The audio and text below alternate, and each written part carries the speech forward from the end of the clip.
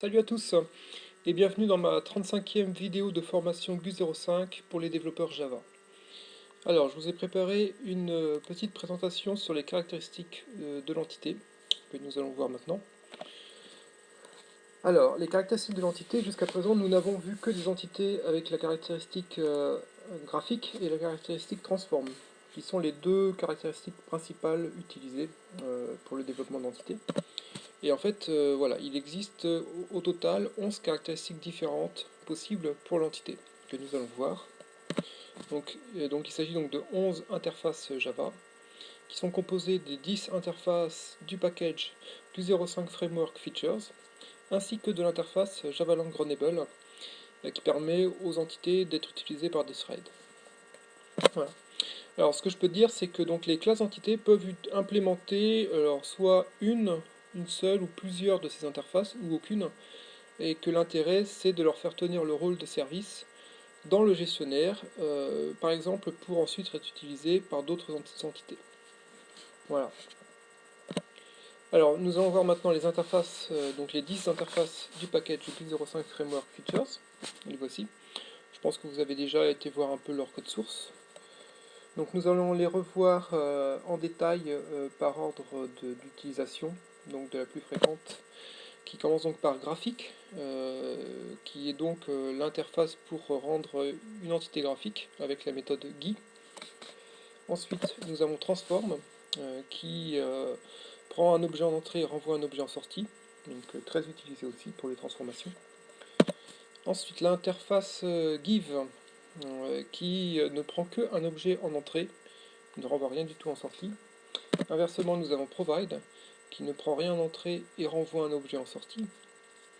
Nous avons ensuite l'interface register, qui prend en entrée un objet associé à une chaîne de caractères key. Voilà. Inversement, nous avons retrieve, qui à partir d'une chaîne de caractères key renvoie un objet. Ensuite, nous avons donc la caractéristique support. Donc, cette interface support donc, qui contient 3 méthodes, qui est la plus compliquée que nous détaillerons par la suite. Donc les 3 méthodes sont addActionListener, removeActionListener et listeners, qui permet en gros de générer des événements, comme nous allons le voir par la suite. Ensuite, nous avons l'interface execute, qui est la plus simple parce qu'elle ne contient qu'une méthode execute qui ne prend rien en entrée et ne renvoie rien en sortie. Donc voilà.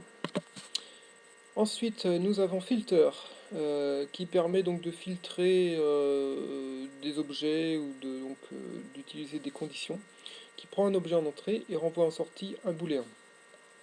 Et enfin, nous avons la caractéristique function, qui n'est pas très souvent utilisée, qui permet simplement d'utiliser des fonctions mathématiques en prenant un double en entrée et en envoyant un double en sortie.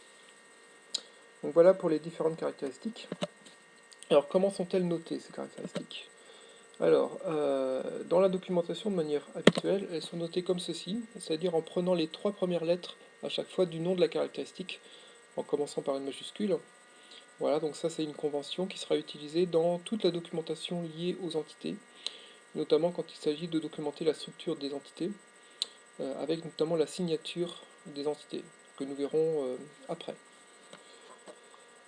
Alors, nous allons maintenant venir à la caractéristique support. Donc juste pour vous donner un aperçu de cette caractéristique, mais je pense que ce sera vraiment quand on l'utilisera concrètement que vous comprendrez vraiment comment ça fonctionne. Donc voilà déjà ce qu'on peut dire comme introduction. Bon, comme je l'ai dit tout à l'heure, il s'agit de la caractéristique la plus complexe de l'entité, tout simplement parce qu'elle définit 3 méthodes, alors que toutes les autres n'en définissent qu'une seule. Alors cette caractéristique permet à l'entité de générer des événements de type ActionEvent, qui peuvent être interceptés par des objets ActionListener. En fait, ça permet aux entités de se comporter comme des JBootons. Donc voilà, quand on clique dessus, il y a un événement qui est généré et qui peut être écouté par plusieurs listeners qui peuvent réagir à l'événement. Voilà, concrètement, le framework dispose d'une implémentation par défaut qui est la classe GU05 Framework Tools Default Support. Voilà. Alors, comment fait-on pour implémenter la caractéristique support?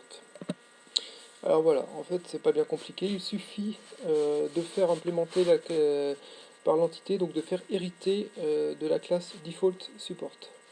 Donc par ce biais en fait, elle implémentera l'interface support et donc vous n'aurez plus à vous charger de l'implémentation des trois méthodes de l'interface support, qui sont, je vous le rappelle, add action listener, remove action listener et listeners.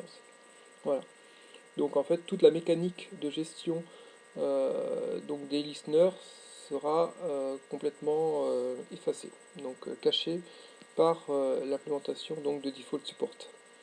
Et pour finir, vous verrez que pour générer un événement, au sein de la classe de l'entité, il suffira d'appeler la méthode send, qui est une méthode définie par default support. Voilà, j'en dis pas plus pour l'instant. Je pense que tout cela s'éclaircira dans les vidéos suivantes, lorsque nous verrons des exemples. Voilà, donc ça c'était juste une introduction à la caractéristique support. Et je vous propose d'attendre la vidéo suivante pour voir un exemple concret d'entité multi-caractéristique. Voilà, et je vous dis donc à très bientôt.